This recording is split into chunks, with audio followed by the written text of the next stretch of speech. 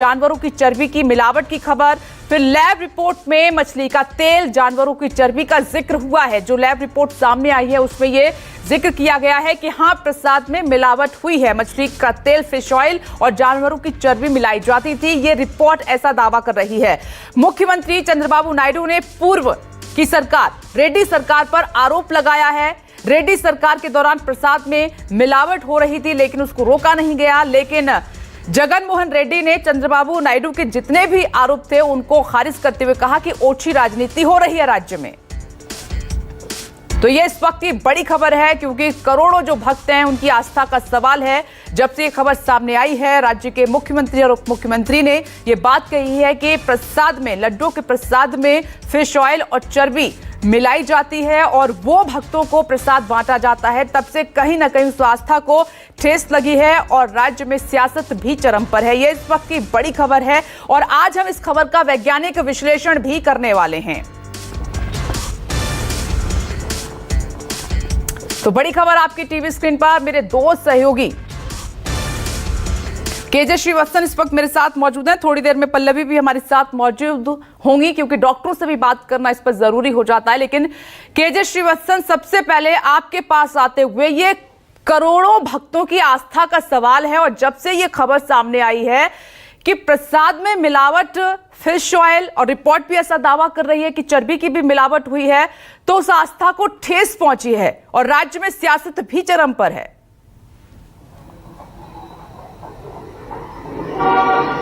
जी विपनेश, देखिए ये बात तो सही है कि तिरुपति मंदिर आस्था का सबसे बड़ा धार्मिक केंद्र भी है। यहाँ पर हर रोज 50 से 60 हजार भक्त दर्शन के लिए जाते हैं और रविवार और शनिवार की बात की जाए तो 80 से 1 लाख भक्त तक यहाँ पर हर रोज दर्शन के लिए पहुंच जाते हैं। सबसे धनी मंदिर इसे कहा जा सकता है, क्योंकि भक्तों की आस्था इस तरह से है कि तेरा तुझ पर अर्पण, इस तर्ज पर वे भगवान को दिल खोलकर चढ़ावा भी चढ़ाते हैं।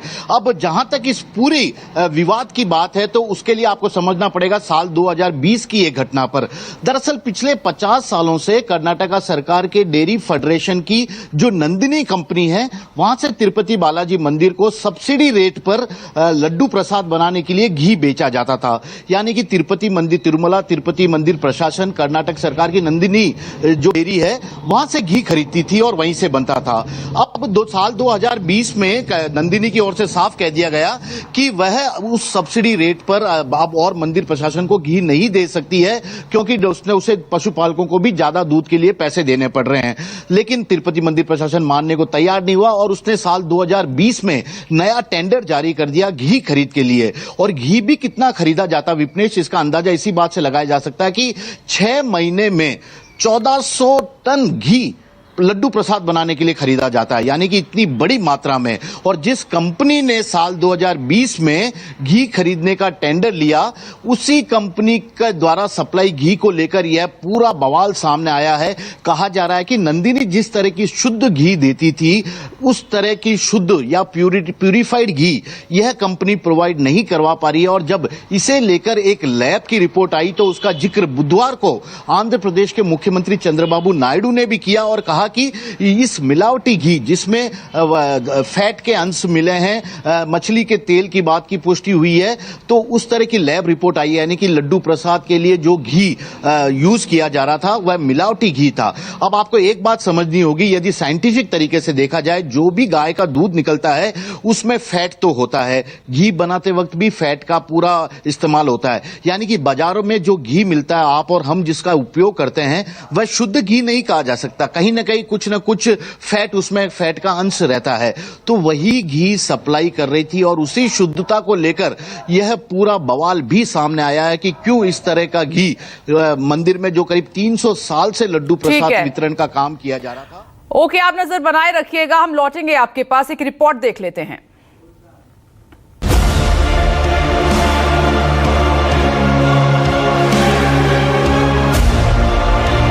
आंध्र प्रदेश के मुख्यमंत्री एन चंद्रबाबू नायडू ने तिरुपति में मिलने वाले प्रसाद को लेकर ऐसा दावा किया है जिससे भक्तों की आस्था को तो ठेस पहुंची ही है, साथ ही आंध्र प्रदेश का सियासी पारा भी गर्मा गया है। चंद्रबाबू नायडू ने पूर्ववर्ती पिछली जगन मोहन रेड्डी सरकार पर जानवरों की चर्बी और केमिकल मिलाकर तिरुपति बालाजी भगवान के लड्डू प्रसाद को अपवित्र बनाने का बड़ा आरोप लगाया है। चंद्रबाबू नायडू की तिरुपति मंदिर के प्रति आस्था इसलिए भी अधिक है क्योंकि 1 अक्टूबर 2003 को तिरुमाला की पहाड़ियों पर ही नक्सलियों ने बारूदी सुरंग से उनकी कार को उड़ा दिया था, लेकिन कार के बुलेट प्रूफ होने के चलते उनकी जान बच गई और वे उन्हें मिली इस दूसरी जिंदगी को तिरुपति बालाजी की ही देन मानते हैं। यही कारण है कि सत्ता में आने के बाद उन्होंने सबसे पहले तिरुपति मंदिर के प्रसाद में हो रही मिलावट का ही मुद्दा उठाया।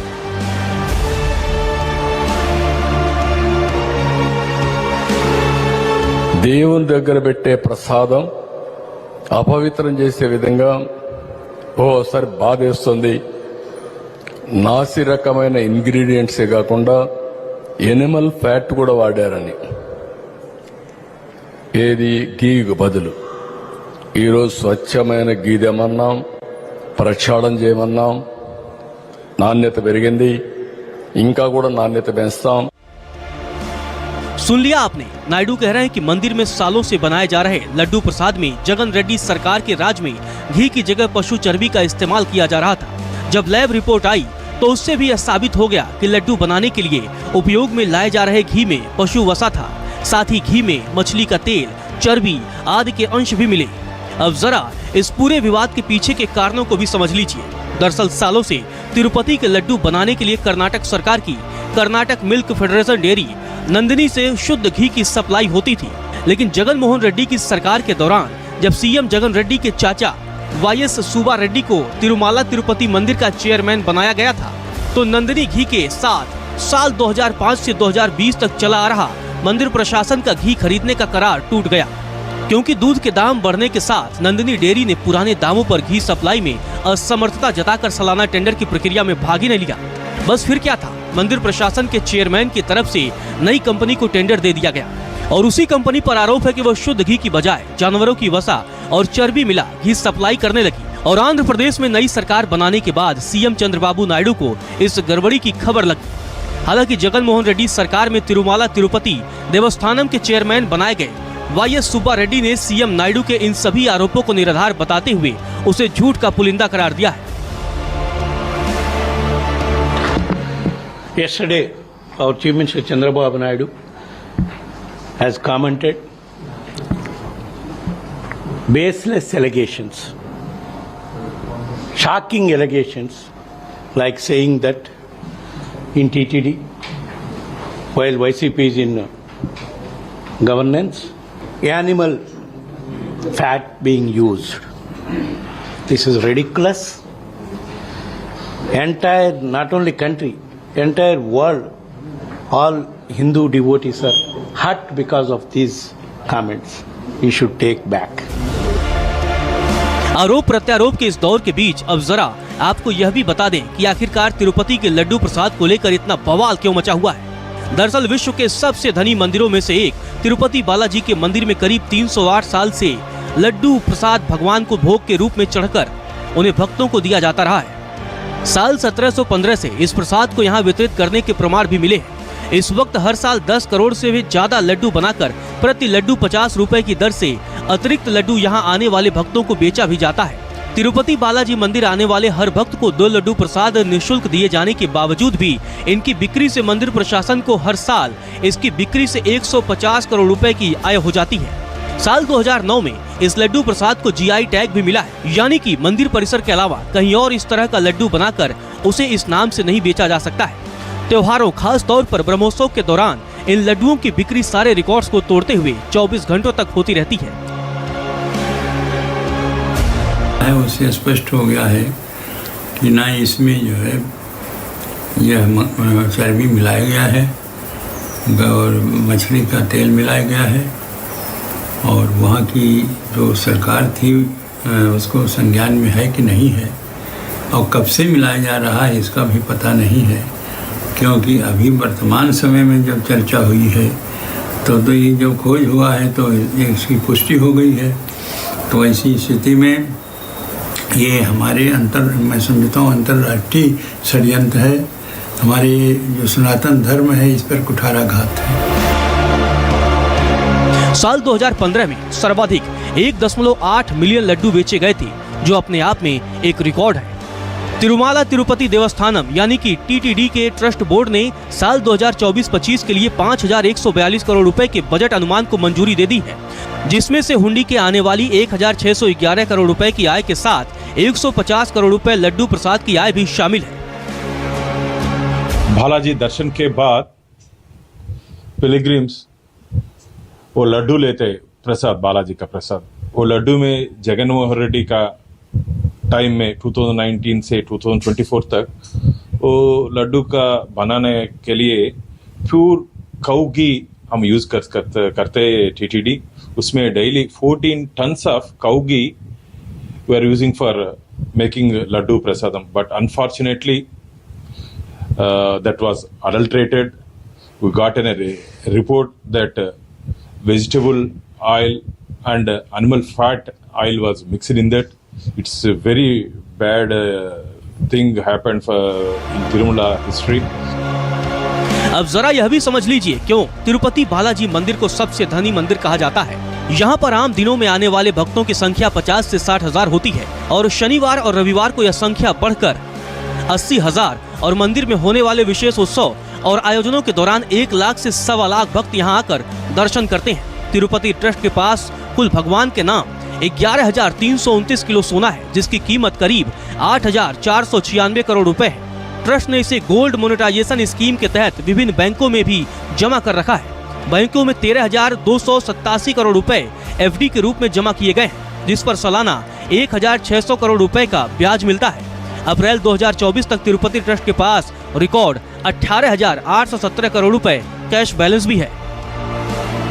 KJ Srivatsan, bureau report.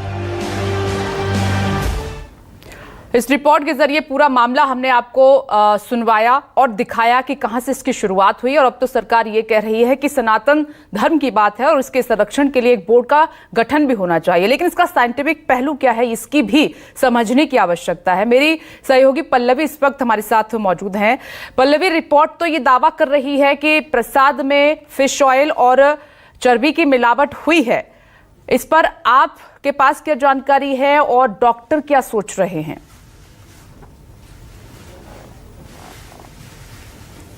देखिए, बिल्कुल विपनेश, जिस तरीके से खबरें आई हैं और जिस तरीके से सियासत हो रही है उसको लेकर के देखिए ये एक राजनीति का हथियार होता है और राजनीतिक द्वंद्व इसी तरीके से होते हैं। लेकिन जब आप सवाल करते हैं कि इसका साइंटिफिक पहलू क्या है, क्या साइंटिफिकली इसको हम कह सकते हैं कि इसमें मिलावट हुई है या फिर कुछ और है, इसको बेहतर तरीके से समझने के लिए, क्योंकि न्यूज़ 24 भरोसेमंद चैनल है और इसके जो व्यूअर्स हैं वो इस चैनल को भरोसा करते हैं और इसीलिए आज हमारे साथ इंटरनल मेडिसिन के जाने माने डॉक्टर प्रभात रंजन सिन्हा मौजूद है। आइए सीधे उन्हीं से बात करते हैं और उनसे समझने की कोशिश करते हैं कि जो ये दावा किया जा रहा है, जिस तरीके से रिपोर्ट आई है, उसमें कितनी सच्चाई है। डॉक्टर, बहुत बहुत स्वागत है।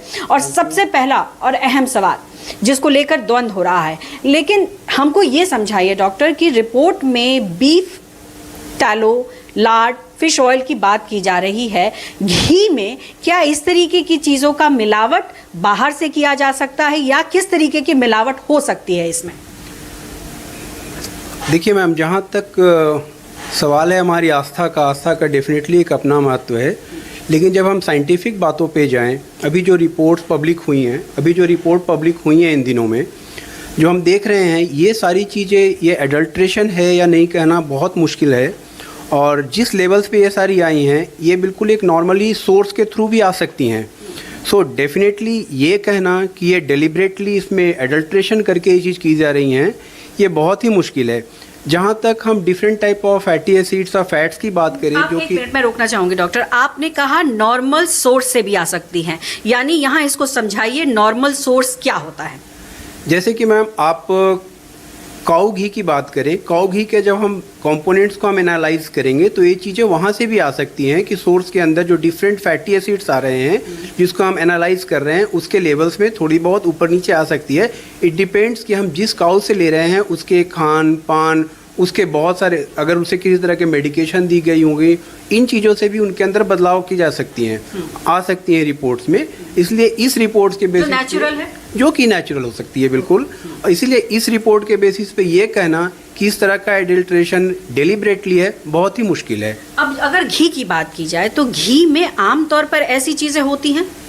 Generally palm oil, vegetable oil, वनस्पति, ये सब चीज़ें जनरली घी के एडल्ट्रेशन के रूप में आती हैं और टाइम टू टाइम रिपोर्टेड भी हैं हर जगह पे। इसीलिए हमारे जितने भी एजेंसीज हैं इसके ऊपर लगातार काम करती हैं। जैसे बीफ टैलो की बात हो रही है, लाड की बात हो रही है, फिश ऑयल की बात हो रही है, तो क्या जैसे आपने कहा नॉर्मल सोर्स से आ गई, तो ये नेचुरल है कि इस तरीके से आ सकती हैं और घी में बनता है, क्योंकि आपने मात्रा की भी बात की है। बिल्कुल ये नेचुरल हो सकता है। इसीलिए मैं सब लोगों को कहना ये चाहूँगा कि इसके लिए हमें ज़्यादा पैनिक होने की ज़रूरत नहीं है और इस रिपोर्ट के बेसिस पे ये कहना कि it is a deliberate case of adulteration बहुत ही मुश्किल है। बहुत मुश्किल है। जी। अच्छा, अब ये बताइए डॉक्टर कि आपने कहा ये नॉर्मल प्रोसीजर में भी हो सकता है, तो अब ये बताइए कि क्या इसको ये कहा जा सकता है कि बाहर से मिला दिया गया, क्योंकि आपने तो कहा नॉर्मल है, इतने कम आइटम, और अगर ये नेचुरल सोर्स से आ रहा है तो इसका फायदा क्या है?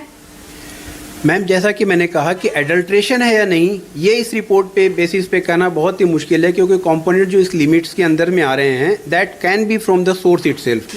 दूसरी बात, हमारे ये फूड कंपोनेंट्स के अंदर में जैसे डिफरेंट टाइप के जो फैट्स होते हैं, फैट्स का भी अपना हमारी बॉडी में एक सिग्निफिकेंस है। फैट हमारी बॉडी को एनर्जी, सेल्स के डिफरेंट मेटाबॉलिज्म के काम में आता है। ये फैटी एसिड जो होते हैं हमारे बहुत सारे ऑर्गन्स को नॉर्मल फंक्शनिंग के लिए भी ज़रूरत है।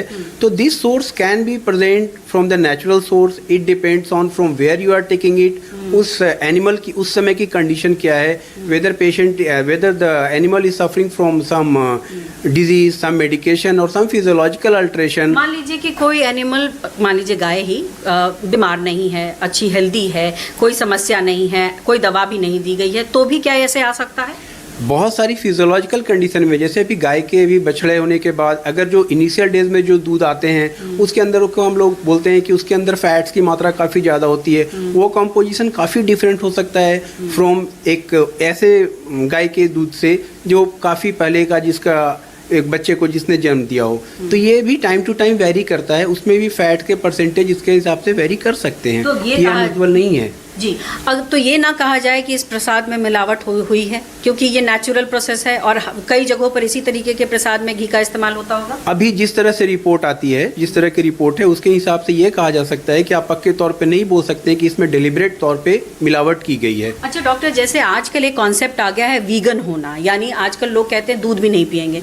दूध भी तो गाय के खून से सींचा जाता है, गाय के खून से बनता है, क्या वो भी कहा जा सकता है कि वो एक मिलावट है? मैडम, एक्चुअली अगर आप देखें, बीइंग ए वेजिटेरियन, वेजन और नॉन वेजिटेरियंस के बीच की लाइन जो है सो बहुत ही पतली है। आप किस सोर्स को आप वेज मान सकते हैं, किस सोर्स को नहीं, नॉन वेज आप वेज नहीं मान सकते, ये आपके सोच पे डिपेंड करता है। अगर आप सोचेंगे एक तरह से कि एनिमल्स प्रोडक्ट कोई भी हो, अगर हम उसे बोलेंगे कि नॉन वेज के अंदर में आएगा, तो हम उसे बोल सकते हैं कि दूध पीना भी एक तरह से नॉन वेजिटेरियन है। But by the end of the day अगर हम साइंस की बात करें, साइंस के अंदर हमें क्या देखते हैं, हर चीज़ों को हम लोग 4 कंपोनेंट में देखते हैं कि हाँ, कोई भी चीज़ जो हम खा रहे हैं वो हमारे 4 चीज़ों में बनी हुई है। 4 चीज़ों की, प्रोटीन है, कार्बोहाइड्रेट है, फैट्स है, लिपिड्स हैं। ये 4 चीज़ कंपोनेंट उसके अंदर हमें होंगे। ये हमें किस सोर्स से मिल रहा है ये हमें देखने की बात उस समय इतनी ज़रूरत नहीं, लेकिन हमारा आस्था है, हम अपने में खाने के मामले में हमारे अपने प्रेफरेंसेस होती है कि हम क्या खाएं, क्या ना खाएं, किस सोर्स से खाएं। लेकिन जहाँ तक वेजन और नॉन वेजन की बात है, इसके बीच का लाइन बहुत ही पतला है और आप ऐसा सोच सकते हैं, ये आपके सोच पे डिपेंड करता है। अच्छा सर, एक चीज़ ये भी बताएं कि जिस घी की बात हो रही है, चलिए उसमें तो बीफ टॉक देखा गया या लाड देखा गया है, क्या ऐसे भी घी बनाए जा सकते हैं जिसमें ये सारी चीज़ें ना हो? Ma'am, it depends. आप अगर प्योर काउ सोर्स से लेंगे तो उसके अंदर हो सकता है कि ये जो सारी लिमिट्स हैं वो सारी विद इन लिमिट्स आएंगी। अभी जो आप लिमिट्स के अंदर आएंगी, लेकिन आएंगी जरूर, वो कंपोनेंट्स होंगे, क्योंकि ये जो डिफरेंट फैट से जो फैटी एसिड्स होते हैं उनके स्ट्रक्चर में इतनी ज़्यादा सिमिलरिटीज होती हैं कि आप उनको डिफरेंशिएट करना भी थोड़ा काफ़ी टेक्निकल काम है ये।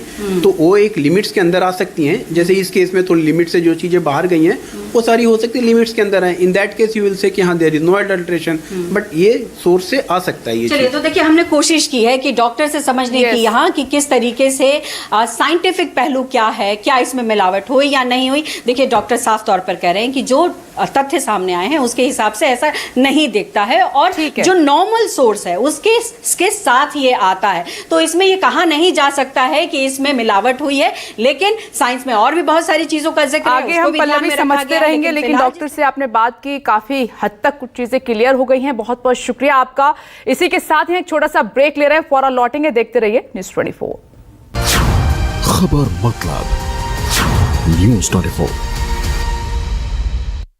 दिमाग से खेलो ज़ूपी लूडो, आज ही zupi.com से ऐप डाउनलोड करो, खेलो लूडो और जीतो लाखों तक कैश। इस खेल में आदत लगना या आर्थिक जोखिम संभव है, जिम्मेदारी से खेलें।